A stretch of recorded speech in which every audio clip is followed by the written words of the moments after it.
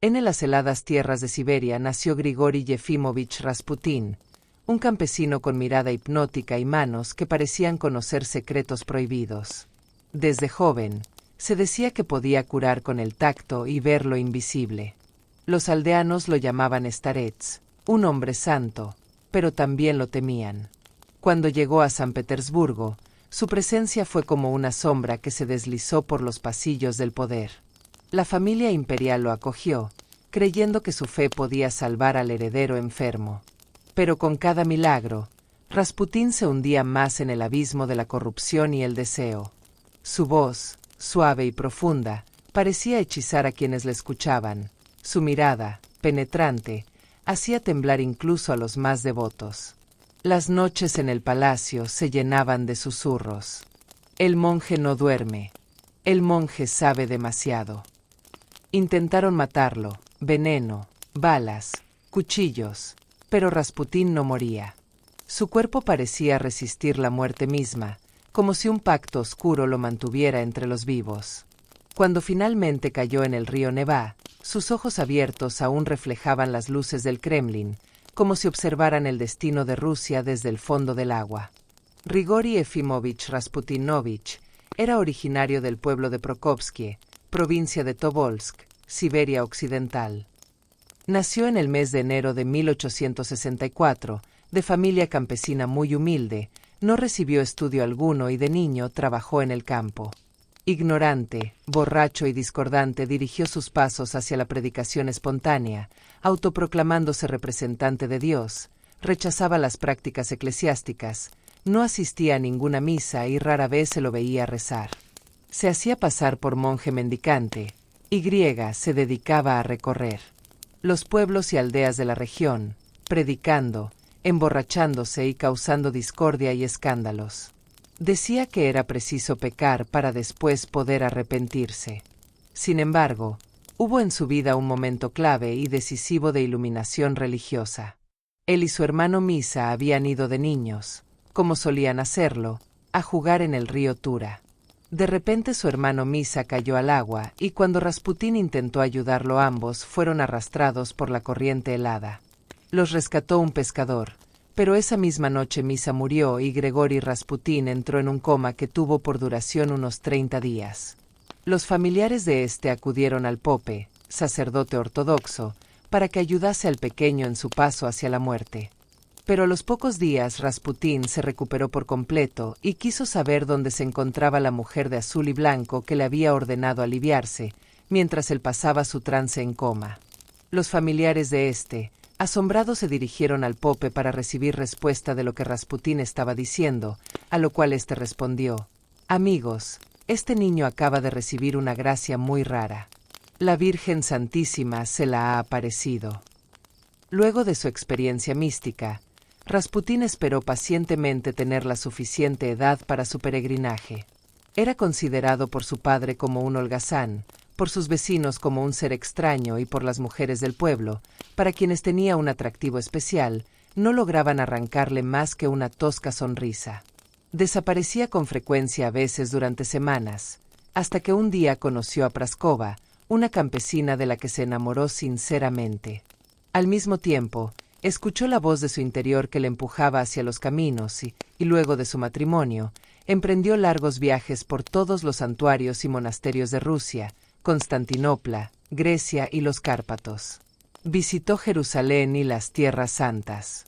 Cierto día regresó a su casa asombrando a sus familiares vecinos al anunciar que se había convertido en Starets, hombre que absorbe tu alma y tu voluntad.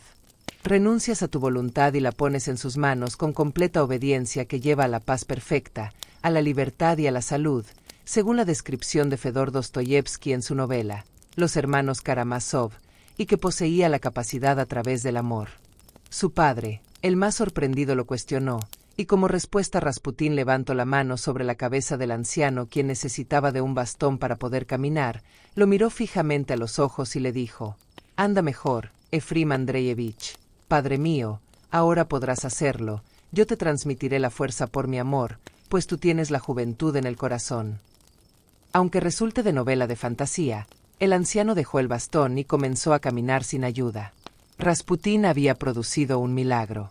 Una mañana de 1904, Rasputín amaneció en San Petersburgo con su ropa desalineada y derruida, una larga barba y cabellos completamente enmarañados. Más tarde era recibido por Iván de Kronstadt, uno de los sacerdotes más venerados del Imperio ruso, quien lo presentó con los sacerdotes más influyentes del reino teófano y el monje Ilidoro de Tsaritsin. Este último terminaría siendo uno de los peores enemigos de Rasputín.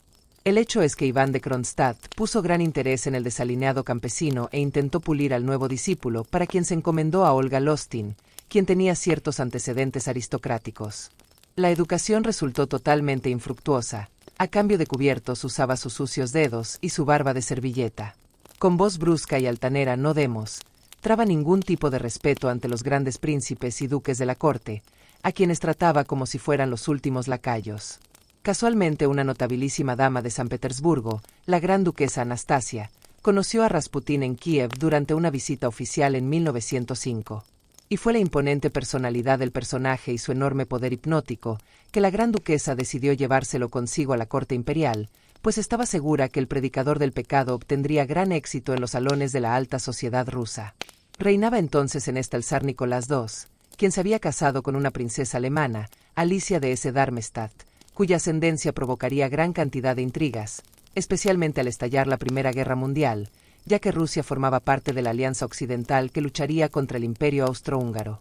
Las puertas del palacio estaban siempre abiertas para él, lo mismo que las recámaras de los soberanos y el despacho del emperador, donde se tomaban las decisiones más cruciales para el pueblo de Rusia y donde Rasputín se ganó el derecho de intervenir y ser escuchado y respetado. De ahí en más Rasputín movió ministros, protegió los intereses de las minorías, terminó con la carrera política de quienes consideraba nefastos para el imperio y detuvo cuanto pudo la intervención de Rusia en la guerra contra Alemania. Rasputín logró la enemistad de varios príncipes y religiosos por envidia e intereses personales. Debió alejarse de San Petersburgo y regresó a su lejana provincia a descansar en su vieja casa paterna. El descanso tuvo un desenlace casi fatal para Gregori y catastrófico para Rusia. Por enésima vez fue víctima de un atentado, pero en esta ocasión Gusewa, su atacante, fanática de su terrible enemigo el monje Heliodoro, no alcanzó a dañar seriamente con su cuchillo al hombre, pero lo recluyó largas semanas en un hospital. Lejos de su influencia, el zar Nicolás decidió firmar la declaración de guerra que hasta entonces solo Rasputín había logrado detener. Quizá en otras circunstancias, aun estando ausente, podría haber detenido al zar con un telegrama o simplemente con una cinta de su pertenencia que habría llevado sus poderes curativos y fuerza, según él, a 100 kilómetros. Pero en esta situación la puñalada recibida no le quitó la vida, pero sí la conciencia y con ella la posibilidad de haber podido salvar a Rusia. En vano fueron los intentos que siguieron para convencer al zar para firmar la paz. Las presiones de los nobles europeos impidieron al soberano tomar la decisión. A cambio, Rasputín recibió del monarca más consideraciones, tanto de respeto como de cariño. Su influencia seguía creciendo pese a todo. En una reunión posterior, molesto por la herida producida por Gusewa, de pronto, irritado, Rasputín blasfemando despidió a sus invitados, se acercó a una mesa y escribió algo sobre un papel, el cual dobló y lo llevó a su recámara depositándolo bajo su almohada y se durmió. Era una práctica común para anotar sus deseos en papelitos que guardaba bajo su almohada, y que por lo general se cumplían. A pesar de que en esta ocasión Rasputín sabía que sus deseos eran inútiles, ya que la guerra continuaría a pesar de su insistencia por convencer al zar de que la paz era mucho mejor que una victoria en campo de batalla. En otras infinidades de ocasiones Rasputín había demostrado sus dones proféticos y con la guerra tuvo mucha oportunidad de hacerlo, no solo porque sabía que esta sería el principio del fin de Rusia, tal y como estaba organizada hasta entonces, sino porque en varias ocasiones se adelantó a los acontecimientos informándole al zar de traiciones, asesinatos o circunstancias que estaba muy lejos de conocer y que, sin embargo, describía con gran exactitud. Sabiendo Rasputín que esperaba la muerte, no quiso evadirla en ningún momento. Una noche, burlando a la guardia policial montada por sus amigos y adeptos, se fue a cenar en compañía de su protegido, el príncipe Félix Yusupov. La cena era una trampa. Apenas cruzó Rasputín las puertas del palacio, Yusupov, príncipes, políticos y duques allí reunidos lo acribillaron a sangre fría. Creyéndolo muerto, lo envolvieron en su capa de piel y unas mantas para ocultar su cuerpo en una cueva, para esperar así el momento adecuado para sacarlo de la casa. Pero para asombro de todos, a pesar de las 11 balas que Rasputín tenía en su cuerpo, no estaba muerto. Al recobrar el conocimiento se arrastró fuera de la cueva, hasta los jardines rodeados por altas murallas, tratando de buscar una salida. Intentando escalar los muros, fue descubierto por los perros. Sus agresores lo ataron de pies y manos y lo golpearon brutalmente. Nuevamente inconsciente, Rasputín fue llevado hasta el río Nevá, donde fue arrojado al agua helada, en la cual logró sobrevivir todavía durante un rato. Mientras sus asesinos brindaban y el diputado Puriskevich declara con gran orgullo: he librado a Rusia del monstruo. Era amigo de los alemanes y quería la paz. Ahora podemos seguir la guerra. El cuerpo sin vida de Rasputín fue hallado a medio kilómetro del río, dentro de una grieta de hielo. Con la mano que había logrado desatar, el mago del zar murió haciendo la señal de la cruz.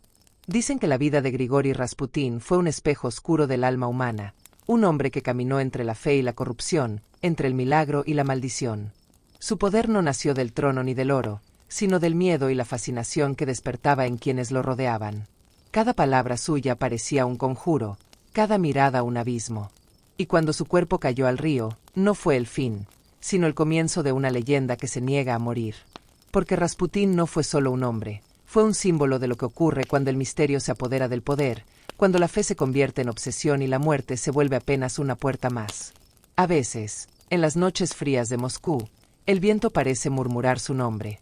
Y uno no puede evitar preguntarse: Bela, ¿tú crees que están entre nosotros?